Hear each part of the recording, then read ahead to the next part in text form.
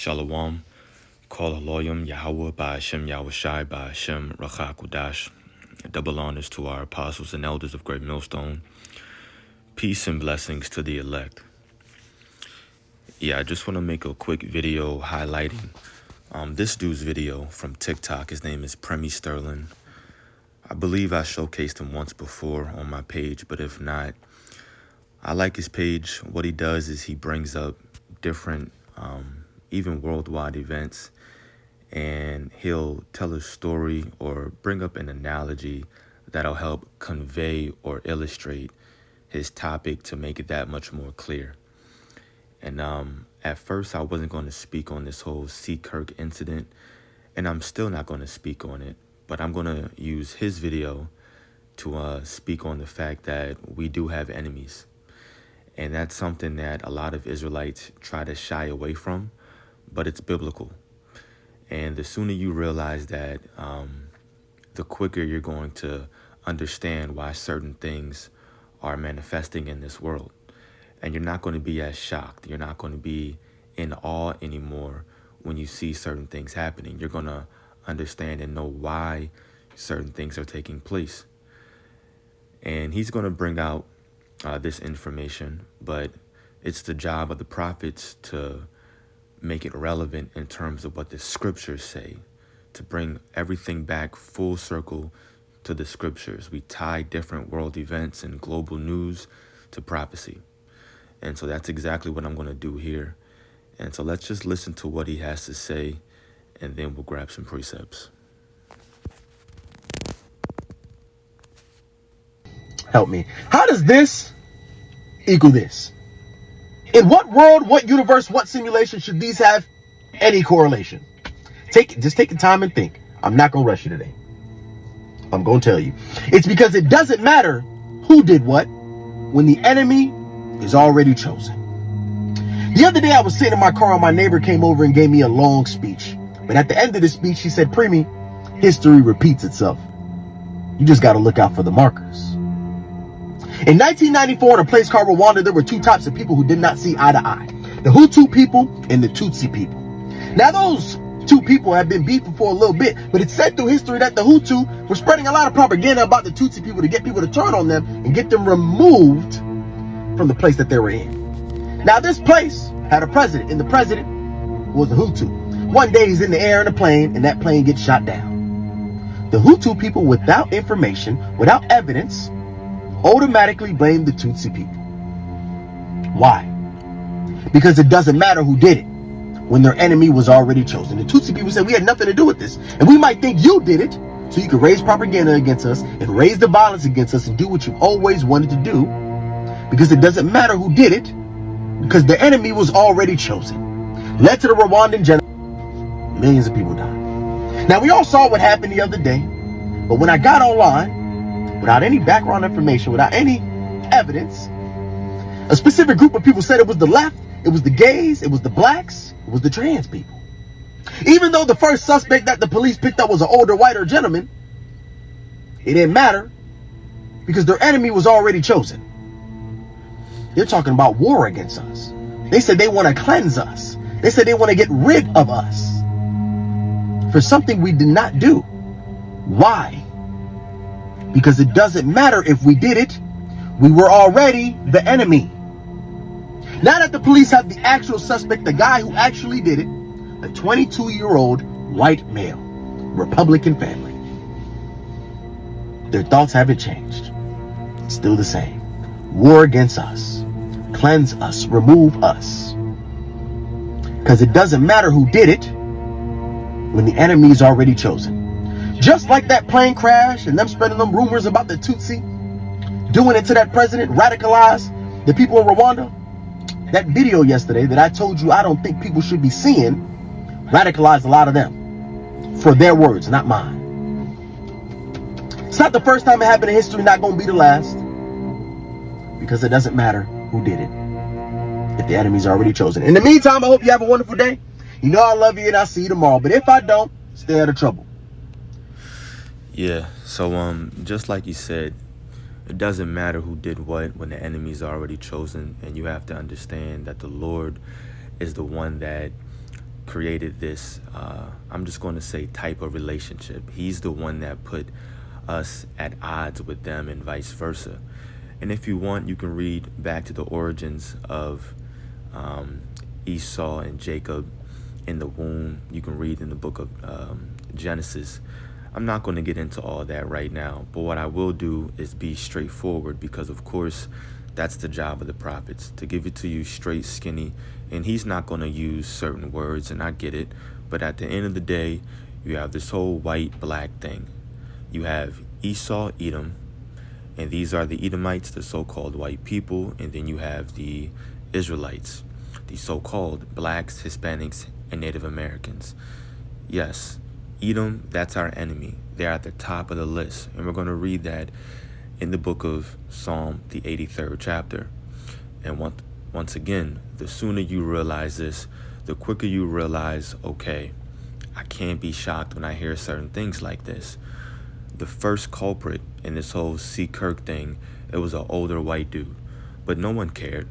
It was still, let's get these black people. Let's get them. And then the real culprit came out. Apparently they got him, some younger 20-year-old white dude, and the narrative didn't change. HBCUs still receiving threats. They're still talking about how they've been radicalized. Still multiple posts, we got to get rid of them. We got to cleanse them. It's war against them, referring to black people, of course. But you know, Hispanics, Native Americans, they're going to be all lumped up in there as well. But the narrative hasn't changed. Why? Just because of what he said. It doesn't matter when the enemy has already been chosen. But now we're here to tell you that the enemy has been chosen. It's been like this years ago, starting in the womb, all the way back in the book of Genesis, and it's still playing out today. Check this out now. That video, if you can see in the middle of the screen, the one that says just watched, it has 144,000 views. 144.4K. 144,000 views. Ironic, right? Take a screenshot of that. Try to make it my still. We'll see. Anyway, I'm going to throw that away, and we're going to read here in the book of Ecclesiasticus, or Sirach, chapter 12, verse 10. It says, never trust thine enemy, for like as iron rusteth, so is his wickedness. And that's straightforward. I'm going to leave it right there. Never trust your enemies. And so now you have to ask yourself, do we have enemies? And if we do, who are our enemies? So now let's jump over to the book of Psalm 83. And we're going to read verses 1 through 6. It says, keep not thou silence, O God. Hold not thy peace, and be not still, O God. For lo, thine enemies make a tumult, and they that hate thee have lifted up the head, meaning they've gotten advantage over us. They have taken crafty counsel against thy people, and consulted against thy hidden ones, which are the Israelites. They have said, come, and let us cut them off from being a nation, that the name of Israel may be no more in remembrance. And this narrative is still being played out today. Like he mentioned, the real culprit came out, some younger white dude, and their narrative, their stance didn't change. HBCUs still receiving threats. They're still saying, we got to cleanse them. We got to get rid of them. Well, that's Psalm 83 verse 4 playing out today. They have said, still playing out, come, let us cut them off from being a nation. We got to get rid of them. We got to cleanse them, that the name of Israel may be no more in remembrance. For they have consulted together with one consent. They are confederate against thee. Their tabernacles of Edom, and this is the list of our enemies, the tabernacles of Edom, which are the so-called white people today. And like I always say, whatever they want to call themselves, white, Caucasian, European, doesn't matter. They're known as Edomites. It says, and the Ishmaelites of Moab, and the Hagarenes, and then the list goes on and on and on. But at the top of this list of all the nations that are our enemies, you have Edom, the so-called white man. So now that you understand these things, once again, you can't be shocked. You can't be in awe. You have to get it from the perspective of the Bible. And this is what it means to be spiritual. You're able to relate certain things happening in the world, different events, and you can tie them to the scriptures. And now you have a deeper understanding, which is a spiritual understanding. It's not the color of our skin, which is why they hate us. No, we have a blessing that they want. We're a special people unto God. That jealousy, that hatred is what makes them our enemies. And I'm going to end off with this precept just to bring things really full circle to these times right now. This is Revelation 12, verse 12, and this is an end-time prophecy. It says, "Therefore rejoice, ye heavens, and ye that dwell in them. Woe to the inhabitants of the earth and of the sea." The word woe right here represents a calamity, a great destruction, a perilous time that's coming. It says, "Woe to the inhabitants of the earth and of the sea. For the devil is come down unto you, having great wrath, because he knoweth that he hath but a short time." And the word devil right here isn't referring to Satan.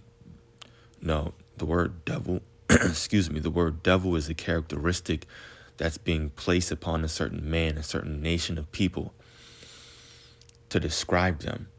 Satan is not up here, he's going to wreak havoc on the earth. No, certain people are going to do it. Certain men are going to do it. That's described as devils. Now, who has the power, the technology, the money, the resources, the weaponry to come down with great wrath upon the people of the earth? It's the so-called white man, the man that's ruling, the man that has all those things. He has that kind of power to come down with great wrath. That's who this is talking about. And the word devil simply just means a slanderer. And that's all they do. They go around creating propaganda, spreading lies, being deceitful, crafty counsel, like we read before. And because this man knows that his kingdom is falling, America is finished, he's going to come down with great wrath, just like it says, because he knows that he hath but a short time. And who do you think his number one target is going to be? Yeah, the Israelites. The Israelites, the so-called blacks, Hispanics, Native Americans.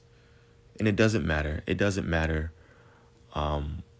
what we do, what anybody tries to do, be peaceful, it wasn't us.